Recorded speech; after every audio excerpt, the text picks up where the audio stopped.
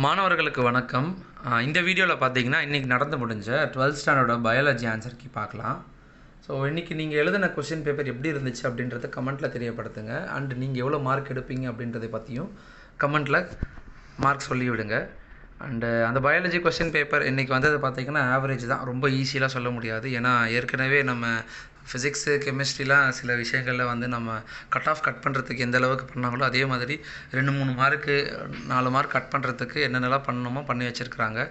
அந்த மாதிரி தான் பயாலஜி கொஸ்டின் பேப்பர்ஸ் இருந்துச்சு. பட்டு நல்லா படிக்கிறவங்க எப்பயுமே மார்க் எடுத்துகிட்டு தான் இருப்பாங்க. அது அடுத்தது ஆவரேஜாக படிக்கிற ஸ்டூடெண்ட்ஸ் வந்து ஓரளவுக்கு எடுக்கலாம். பட் இந்த மிடில் இருக்கிறவங்க, நல்லா படிக்கணும்னு நினச்சி படிக்கிற பசங்க மார்க்ஸ் அதிகமாக வாங்கணும்னு நினைக்கிறவங்கள சில ட்ராபேக்ஸ் இருக்குது. அதில் மார்க் எடுக்காத போல சூழ்நிலைகள் இருக்குது.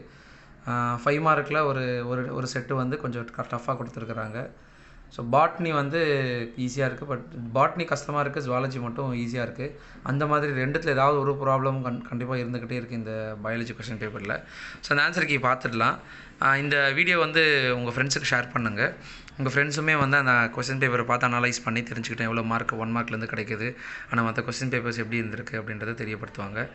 அண்டு ஃபஸ்ட் ஒன்னுக்கான ஆன்சர் பார்த்தீங்கன்னா டாப்சன், செகண்ட் ஒன்னுக்கான ஆன்சர் பார்த்தீங்கன்னா டோமினன்ட் எபிஸ்டாசிஸ். இது வந்து ஏ type question paper.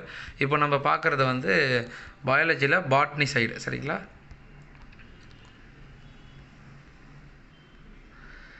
Third question பார்த்தீங்கன்னா size of pollen grains is in Myosotis is 10 micrometer. Fourth one பார்த்தீங்கன்னா A is correct, R is wrong. Fifth one பார்த்தீங்கன்னா 400 to 700 nanometer. Sixth one பார்த்தீங்கன்னா and 1க்கு 4, option D வந்து தான் answer. 7th ஒன்னுக்கு Brazil. And 8th ஒன்னுக்கு பார்த்தீங்கன்னா confer resistance to antibiotics. இதில் 2 மார்க்கில் பார்த்தீங்கன்னா நம்ம மேக்ஸிமம் ரிப்பீட் பண்ணது மாதிரி கேட்கல. இதில் enzymes required for genetic engineering ஏற்கனவே கேட்ட கொஸ்டின் தான் அதை கேட்டிருக்காங்க.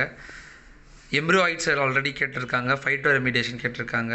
அண்டு மற்றது பார்த்தீங்கன்னா pyramid of energy is always upright, அதெல்லாமே வந்து அந்தளவுக்கு கேட்ட மாதிரி தெரியல. அண்டு 15th ஒன்று 16th ஒன்லாம் எழுதுகிற மாதிரி தான் கேட்டிருக்காங்க 3 மார்க்கு. 5 மார்க்கில் பார்த்தீங்கன்னா சிங்கிள் செல் ப்ரோட்டீனு, மில்லட்ஸ் இதெல்லாமே கேட்டது தான். அண்ட் இதில் ஸ்டெப்ஸ் இன்வால்வ் இன் மைக்ரோபோரோஜெனசிஸ் இது கேட்டதில்லை. இன்ஹெரிட்டன்ஸ் ஆஃப் குளோரோபிளாஸ்ட்டும் ஏதோ 2-3 தடவை கேட்டிருக்காங்க. ஸோ இந்த 5 மார்க்கில் 21st மட்டும் கொஞ்சம் கேட்காத மாதிரி தான் இருக்குது. பட்டு அது படித்தவங்க ஈஸி தான், அதை எழுதியிருந்தால் மார்க்ஸ் கண்டிப்பாக கிடச்சிருக்கும். அண்டு பயோஜாலஜியில் பார்த்தீங்கன்னா 1 மார்க்கில் ஃபஸ்ட் ஒன்னுக்கு ஹைப்போதாலமஸ், செகண்ட் ஒன்னுக்கு கமன்சலிசம், தேர்ட் ஒன்னுக்கு கால்ஃப்ளை, ஃபோர்த் ஒன்னுக்கு 21, ஃபிஃப்த் ஒன்னுக்கு லிவர், சிக்ஸ்த் ஒன்னுக்கு பார்த்தீங்கன்னா தாமஸ் ஹக்ஸ்லி, 7th ஒன்னுக்கு உத்தரகாண்டு, 8th ஒன்னுக்கு SCID. அதாவது அடினோசைன் டயாமினேஸ் டெஃபிஷியன்சி எதை காஸ் பண்ணுன்னா SCID அப்படின்ற நோய்க்கான இது தான் அது. அது இல்லைன்னா இந்த SCID அப்படின்ற டெஃபிஷியன்சி டிசீஸ் வந்து ஃபார்ம் ஆகும். அண்ட் 9th ஒன் பார்த்தீங்கன்னா 9th ஒன்லேருந்து 13th 14th வரைக்குமே நமக்கு 2 மார்க் கேட்டிருக்காங்க. இதில் ஆல்ரெடி ஜுவாலஜி பொறுத்த வரைக்கும் ஈஸி தானே, ஏற்கனவே கேட்ட கொஸ்டின்ஸ் தான் கேட்டிருந்தாங்க.